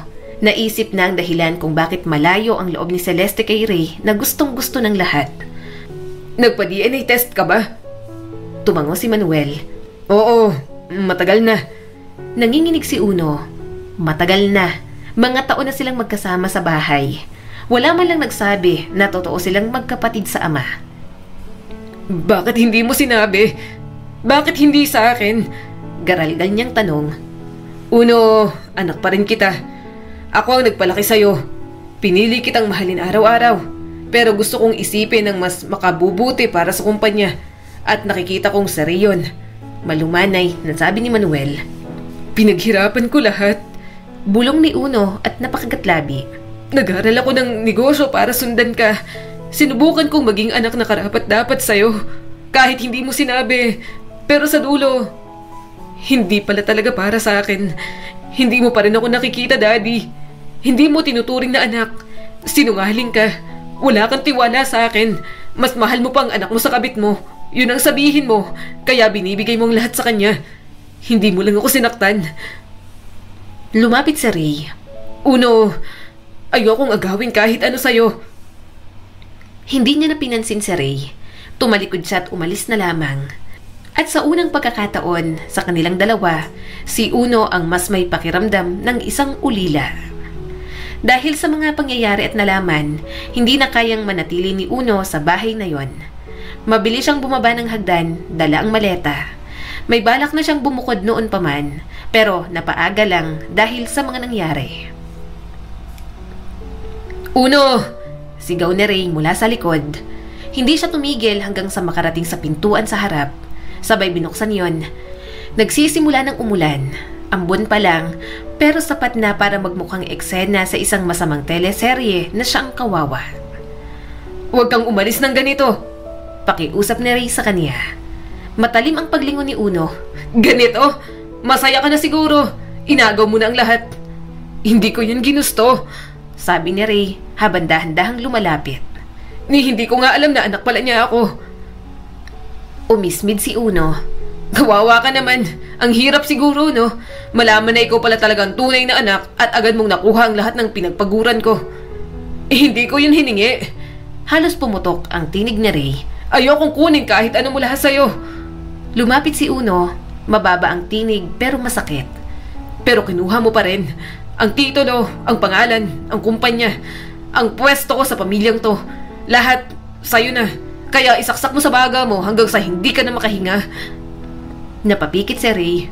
Si Daddy ang nagdesisyon. Sinubukan ko namang tanggihan para sa'yo dahil alam kong deserving ka rin. Tumawa si Uno ng mapait at malalim. Oo. At nakinig ba siya? Siyempre hindi. Bakit nga naman? Ikaw ang paboritong anak sa kabit niya. Huwag mo akong sundan. Magsisimula ako at hindi ko kayo kailangan. Kung hindi niyo makitang lahat ng effort ko, mas mabuti pag magkanya-kanya na lang tayo. Lumabas na siya at pumunta sa garahe. Hindi niya inaasahan ang susunod na boses. Uno! Sigaw ni Isabel. Basa na ang buhok nito mula sa ambon, pero ang mga mata ay puno ng pag-aalala, sakit at ang pinakamasakit sa lahat, pag-asa. Nandito ka para kay Ray? Mariin niyang tanong. Hindi! Wala akong alam tungkol kay Ray. Nandito ako para sa'yo. Bumisita lang ako para magdala ng cookies at pagkain niluto ko para sa'yo kasi wala ka raw sa opisina mo. Mabilis nitong sabi. Hindi ako nandito para sa kanya. Para sa'yo kaya ako nandito. Aalis ka? Saan ka pupunta? Narinig ko ang usapan niyo ni Ray. Tumalikod si Uno, mabigat ang dibdib, parang may nakadagan sa loob. Bakit ka interesado? Sa bagay, gusto mo siya, di ba? Umalis ka dyan sa kotse ko. Sasakay na ako. Matagal na yon. Hindi ko na siya gusto. Napailing si Isabel at napakagatlabi. May dala kong pagkain para sa'yo. Niluto ko. Wala siyang pakialam sa dala nito. Masyadong maraming nangyayari sa buhay niya para intindihin pa si Isabel. Ngayon niya ito tiningnan ng buong buo. Ang babaeng nagpatawa sa kanya, ang babaeng nagpaniwala sa kanyang kaya niyang maging ibang tao. Pero bahagi rin si Isabel ng ilusyon, hindi ba? Napalunok si Uno. Sinabi mong may gusto ka kay Ray noon. At siguro dapat binitiwan na pala kita noon pa lang. Lagit-lagi kong iisipin kung ako ba talagang pinili mo. O ako lang ang natira at wala ka ng choice. Lumapit si Isabel at pilit inabot ang kanyang kamay. Hindi ka kailanman naging pangalawa. Hinugot ni Uno ang kanyang kamay. Pero ganun ang pakiramdam ko. Matagal ko nang tinapos ang pagmamahal ko sa'yo. Nanginginig ang tinig ni Uno, pero alam niyang nagsisinungaling na lang siya. Nakakapagod magmahal ng taong may mahal ng iba. Ayoko na. Sinusukuan na kita. Ipagsiksikan mo na lang kay Ray ang sarili mo. Total, katulad ka rin naman ng iba na mas kayang pahalagahan sa Ray kesa sa akin. Bumagsak ang balikat ni Isabel at tumulo ang mga luha. Tumalikod si Uno at sumakay sa kanyang sasakyan. Kahit noong tawagin muli ni Isabel ang kanyang pangalan, hindi na siya tumugon dahil wala nang dapat sabihin at wala nang dahilan para manatili. Sa kanyang pag-alis, nakahanap siya ng tirahan. Gayunpaman, may isa siyang kaibigan na ibinenta ang lumang hotel nito malapit sa beach. Nalulugi na kaya binili niya na lang gamit ang minana niya sa inang si Celeste. Siya na lang ang magpapaganda, magpapalaki at imamanage niya ng maayos. Kaya naman, napadpad siya sa beach. Kaya kahit nagsisimula ulit sa scratch, nakakapagpahinga pa rin naman si Uno. At sa lahat ng bago sa buhay niya, isang tao na naman ang manggugulo sa kapayapaang hinahanap niya. Anong ginagawa mo rito? Tanong ni Uno isang umaga nang makita niya si Isabel sa lobby ng kanyang hotel na nire-renovate pa lang. Nabalitaan kong binili mong lugar na to. Sagot naman ito, kalmado ang tinig pero may alinlangan sa mga mata. Grabe ang hands-on mo. Humalukip-kip si Uno. Kaya ka nandito, para manood. Hindi. Itinaas nito ang portfolio. Gusto kong maging interior designer mo. Napakunot ang noo ni Uno. Seryoso ka ba? May kakausapin na ako. Hindi na kailangan. Makakaalis ka na. Kailangan ko ng trabaho. Kailangan ko nito. Sabi ni Isabel na para bang buhay at kamatayan ang nakasalalay. Hindi makapaniwala si Uno. Sa dinami-dami ng pwedeng lumitaw, sa dinami-dami ng lugar kay Isabel pa talaga na pilit niyang kinakalimutan. Ilang buwan na niyang sinusubukang burahin sa puso't isipan ng dalaga. Pero patuloy nitong ginugulo sa panaginip sa mga kantang kanyang naririnig. At ngayon, naroon ito, humihiling na makabalik sa kanyang buhay. Umiling si Uno. Wala akong oras para rito. Ni hindi mo pa nga nakikita ang kaya kong gawin, sabi nito habang palapit. Isang hakbang paatras naman ang ginawa ni Uno. Alam ko ang ginawa mo. May interior designer na nga akong gusto. Umalis ka na. Walang pag-asa ang kukunin kita. Tumalikod na ito. Akala niya susuko na ito, pero napadaing si Uno nang ihampas ni Isabel sa kanyang dibdib ang portfolio nito. Tingnan mong maigi. Bulalas nito at medyo inis na. Alam kong bitter ka, pero nakakainis ka na. Umawang ang bibig niya. Potential client mo ako tapos ganyan kang makipag-usap sa akin. Napaka-unprofessional mo naman. Ikaw din naman na. Singhal pa ni Isabel. Pati sa pagiging bitter mo, dinadamay mong trabaho. Sabihin mong hindi. Hindi ako naniniwalang nawala na agad ang pagmamahal mo. Mahal mo pa rin ako. Hindi mo ako makakalimutan. Tandaan mo yan. Tumalikod ito at si Uno parang lalaking isinumpa. Napailing na lang siya. Hindi ginalaw ni Uno ang portfolio sa loob ng ilang araw. Pero nandun lang yon sa mesa na parang sugat na ayaw magsara. At nang sa wakas ay binuksan niya, unti-unting napalitan ng inis ng tahimik na paghanga. Magaling naman talaga si Isabel. Hindi niya yun maikakaila. Mariing isinara ni Uno ang folder. Matagal siyang tumitig sa dagat noong gabing iyon. Iniisip kung sadyang malupit ang tadhana o sadyang nababagot lang siya sa kanilang dalawa ni Isabel. Kinabukasan, bumalik na naman ang dalaga. Abala si Uno sa pagdedirekta ng mga karpintero sa labas nang muli niya itong makita. Nakatayo sa labas at ang blusay tinatangay ng hangin. Bumalik ka. Mahina niyang sambit. Sabi ko, hihintayin ko ang sagot mo. Tugon naman ito. Pinunasan ni Uno ang pawis sa noo. Hindi ka talaga sumusuko, ano? Hindi kapag naniniwala akong mahal mo pa rin ako. Pilit ni Uno na kinunot ang kanyang noo, natatakot na malaman ng dalaga na nagwawala na ang kanyang sistema. May bahagi sa kanya na gustong sumigaw, gusto niyang ipagsigawan na wala itong karapatang bumalik. Isa lang ito sa mga multo ng nakaraan na sumira sa kanya. Isa sa mga dahilan kung bakit hindi na siya kayang bumalik sa dati. Sige, Aniya sa wakas. ayusin mo. Kumikinang ang mga mata nito. Salamat. Tahimik siyang nagtrabaho pagkatapos. Nagtrabaho na rin naman si Isabel, pero palagi niya itong napagmamasdan. Nahuli ni Uno ang kanyang sarili na pinapanood ito ng matagal. Naalala niya ang pakiramdam ng kamay nito sa kanya, ang init ng yakap, ang bulong ng pangalan niya matapos ang luha. Pero hindi na siya pwedeng bumalik. Ayaw niya na. Dahil sa tuwing titingnan niya ito, may tinig sa kanyang ulo na paulit-ulit na sinasabi. Anong problema mo, Uno? Naiinis na tanong ni Isabel dahil kanina niya pa itong pinagagalitan. Sinasabing pangit ang design kahit alam naman niyang maganda. Problema ko? Sarkastikong tugon ni Uno at binagsak ang floor plan sa lamesa. Ikaw, kung makapunta ka at makasta, parang walang nangyari. Paanong hindi ako pupunta dito kung ang taong mahal ko dito pumunta? Nabasag ang tinig ni Isabel habang lumalapit. Paano mo nagawang talikuran ako na parang wala lang ako sa'yo? Ano, magugulat ka? Oo, mahal kita, Uno. Mahal na mahal.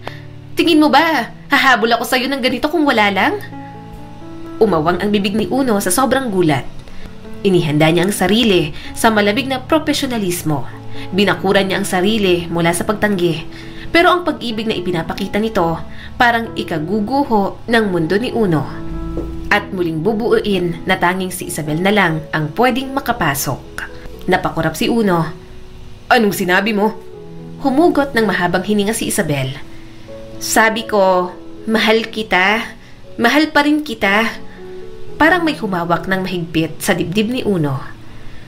Akala mo, si Ray ang dahilan kung bakit ako nanatili? Tuloy ni Isabel habang nanginginig ang tinig. Akala mo hinabol kita dahil minsan kong hinangaan ng iba? Natigilan si Uno. Basa ang mga mata ni Isabel. Galit, totoo at walang pagpapanggap. Parang gumuho ang mga pader na itinatag niya at isa-isa nang bumibigay. Inamin ko yon. Oo, hinangaan ko si Ray. Pero paghanga lang, walang mali siya. Sinabi ko sa kanya, tinanggihan niya ako. Tapos na. Pero ikaw ang minahal ko ng sobra. Patuloy ni Isabel at mahinahong lumapit. Nanatili ako, hindi dahil kay Ray. Nanatili ako dahil sa'yo. Dahil sa'yo ako muling nagkaroon ng sigla. Dahil ikaw ang nakinig. Ikaw ang nagpatawa sa akin nung nakakalimutan ko ng tumawa. Pero ikaw rin ang nagtaboy sa akin. Akala ko, ginamit mo lang ako. Mahinang bulong ni Uno. Lumambot ang boses ni Isabel. Hindi ko kailanman ginawa yon. Hindi kita naging pangalawa. Ikaw ang gusto ko, Uno. Palagi. Nanlambot ang tuhod ni Uno. Naupo siya sa gilid ng sofa para siyang nalulunod sa mga salita ng dalaga. Sa loob niya, nag-aalimpuyo ang guilt at pananabik ang nangingibabaw. Kinukumbinsi niya ang sarili na pangalawa lang siya palagi, na si Ray ang nawawala ngunit minahal na anak, at palaging mas magaling, mas mahal, mas karapat-dapat. Pagod na akong habulin ang isang taong ayaw namang pagbuksan ako ulit, bulong ni Isabel. Pero kung aalis ako ngayon, hindi na ako babalik. Dahan-dahang tumayo si Uno. Hirap huminga, pero tila hinihila siya papalapit sa dalaga ng isang alon na mas malakas pa sa mga rason. Talaga bang mahal mo ako? Bulong niya rito. Tumango si Isabel. Kahit ang hirap mo mahalin minsan, kahit pilit mo akong itinutulak palayo, mahal pa rin kita. Doon tuluyang bumukas ang puso ni Uno. At bago siya nakapag-isip, hinalikan niya ito. Hindi yun marahan, hindi yun mabagal. Isa yung halik na puno ng desperasyon. Puno ng katahimikan, pananabik, pait at nakatagong pag-ibig. Gumanti si Isabel ng buong lakas. Mahigpit ang hawak sa kuwelyo niya at hinihila siya papalapit na parang matagal silang hindi nagkita. Hinawakan ni Uno ang katawan ni Isabel na para bang matutunaw ang dalaga kapag binitiwan. Hindi na sila nag-usap habang humakbang sila papasok sa kanyang kwarto. At nang magkadugtong ang katawan nila sa ilalim ng kumot, Hubad sa pagod at katahimikan, doon na tuluyang pumatak ang luha ni Uno. Idinikit niya ang noo sa balikat ni Isabel at ang luha ay dahan-dahang dumadaloy. Akala ko hindi ako karapat-dapat mahalin. Hinagon ni Isabel ang kanyang buhok sa banayad at puno ng pagmamahal na paraan. Mahal kita noon pa man. Wala nang Ray, ikaw lang ang nasa puso ko, kaya wala ka dapat ipag-alala. Pumikit si Uno, lahat ng alaala ng pagiging pangalawa, ng panonood habang si Ray ang tinitingala, ng paniniwalang hindi siya sapat, unti-unting lumalabo. Hindi pa tuluyang nawawala, pero sa unang pagkakataon, naramdaman niya kung paano ang piliin. Kinamuhian ko si Ray. Pag-amin niya sa paos na tinig. Kinamuhian ko kung paano mas magaling siya, na mas gusto siya ng mga tao, na pinagkakatiwalaan siya ng ama ko. Pero higit sa lahat, kinamuhian ko ang sarili ko dahil gusto kong ako ang piliin pero parang kulang pa rin kahit anong gawin ko. Hinawakan ni Isabel ang mukha ni Uno. Deserve mo lahat. Please, hindi mo kailangan ma-insecure sa kahit na sino. May galing ka sa sarili mong paraan. Nang gabing yon, naramdaman ni Uno ang kapayapaan. Isang mapanganib pero nakaka-addict na kapayapaan. Hindi galing sa kontrol o kayabangan, kundi sa pagsuko kay Isabel. Sa wakas, iniibig na siya ng babaeng matagal niya nang minamahal. Simula ng araw na yon, palagi na silang magkasama. Magkatulong nilang itinayo ang hotel. At pagkatapos ng ilang buwan, natapos na rin yon at pwede nang mag-operate. Nang dumating ang bakasyon, may mga pumunta na rin kaya mas nasihan siya. Nagluto ako ng pagkain para sa'yo. Alam kong buong araw ka na namang magtatrabaho. Sabi sa kanya ni Isabel nang pumasok ito sa kanyang opisina at naghatid ng baon niya. Pwede naman siyang mag-order sa restaurant sa ibaba, pero mas gusto niya ang luto ng kanyang girlfriend. Halika nga, love. Marahan niya itong hinila at pinaupo sa kanyang kandungan.